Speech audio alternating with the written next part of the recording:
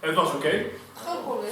Nou hebben we even, ik heb zelf een stukje, maar willen we al richting het einde. Want als dat zo is, dan moeten we kaasmaker by day, dichter by night, jullie en Bodaan vragen. En anders dan neem ik nog wat ruimte. Wat vinden we?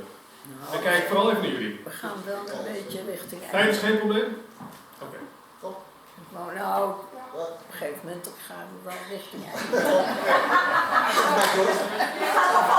Zeg voorzichtig. Nou ja, wij doen er wel 2 uur over voor we in Amsterdam zijn. Ja. Maar doen? Ja hoor. Wij grenzen denk ik dus meteen aan prikkeldraad. Aan slagbomen en douaniers met stempels of landen die op de kaart zo overtuigend uit elkaar worden gehouden dat je bijna vergeet dat een grens eerst bedacht moet worden voordat iemand hem kan bewaken. Maar daar gaat het niet om. Hè? Ik denk dan, als ik wat verder denk, over de grens tussen daar en hier. Ken je dat? Aan dat dunne membraan tussen wat er op me afkomt en wat van mij wordt. Tussen een stem in de kamer en een stem in mijn hoofd. Tussen jouw verlangen dat naar mij reikt en dat mijn lichaam moet vaststellen of dat nabijheid is of dreiging met een lieve blik en een zachte aanraking. Er bestaat een hele oude gedachte over bewustzijn. Dat de mens niet begon als een helder en autonoom ik. Niet een kleine koning op een troon achter het voorhoofd, maar als een verdeeld huis. Een 2-kamerig binnenland, waarin de ene kamer sprak en de andere gehoorzaamde. De stem die commandeerde, die klonk niet als een gedachte, maar als een God. Als een vader, als een wet, als een lot, als iets daarbuiten. En pas veel later, heel veel later, na eeuwen van gehoorzamen, aan die donder in de schedel werd de mens wakker. In zijn eigen echo en begreep hij, dit bevel kwam niet uit de hemel, dit was zijn eigen binnenste, dat nog geen ik kon zeggen. En bewustzijn is dan niet echt een lamp die aangaat, het is een dwaaltocht naar binnen. Een afdaling langs alle stemmen die ooit gezag hebben gekregen omdat ze hard klonken. Langs schaamte in gewaad, angst met een ambtsketen om, liefde die zich vergiste in het bezit en herinnering die zich voordeed als waarheid. En ergens daar, in dat labyrint van oude bevelen, begint die vraag die mij achtervolgt. Als een stem van binnen kan klinken alsof die van buiten komt, en een stem van buiten kan klinken alsof die altijd van mij was, waar eindig jij dan? En waar begin ik dan? En wie van ons tweeën heeft zojuist die ja uitgesproken? Want ik heb heel vaak ja gezegd met een mond die voor me uitliep. Ik heb mijn nee achtergelaten in een kamer waar mensen vergaten het licht uit te doen.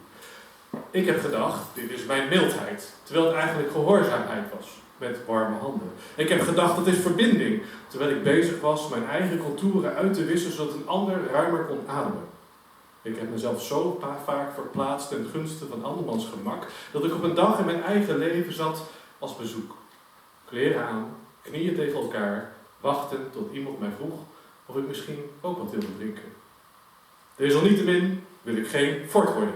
Ik wil geen hart met grensbewaking, geen ziel met een slagboom, geen binnenwereld waar elke toenadering eerst 3 formulieren moet invullen en bewijs moet leveren van onberispelijke intentie.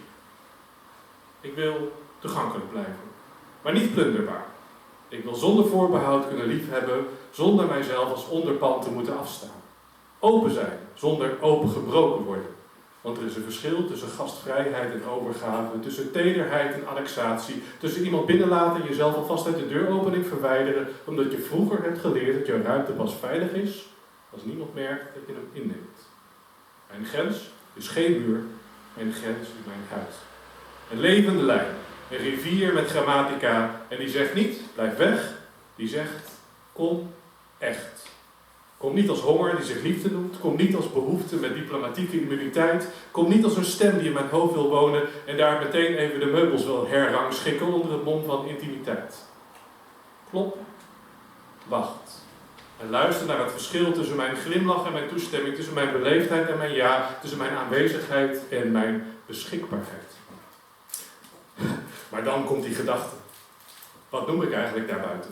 Is daarbuiten werkelijk daarbuiten of is het een projectie op het witte doek van mijn zenuwstelsel, een schaduwspel van oude stemmen, een theater waarin jij verschijnt met een gezicht dat mijn angst jou geeft? En ben jij degene die te dichtbij komt? Of is het mijn herinnering die geen afstand kan maken?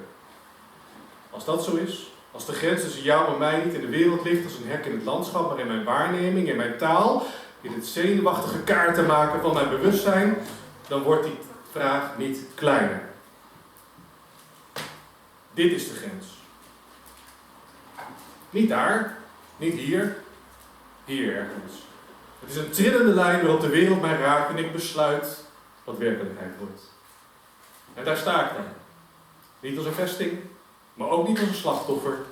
Ik heb geen gebruiksaanwijzing. Ik ben een mens met huid, geschiedenis, twijfel en taal en het onvervreemdbare recht om mijn eigen binnenland niet automatisch te verwarren met alles wat luid genoeg aan die poort verschijnt. Je mag dichterbij komen en ik zal luisteren, maar eerst vraag ik, ben jij daar? Ben ik hier? En wie spreekt er eigenlijk?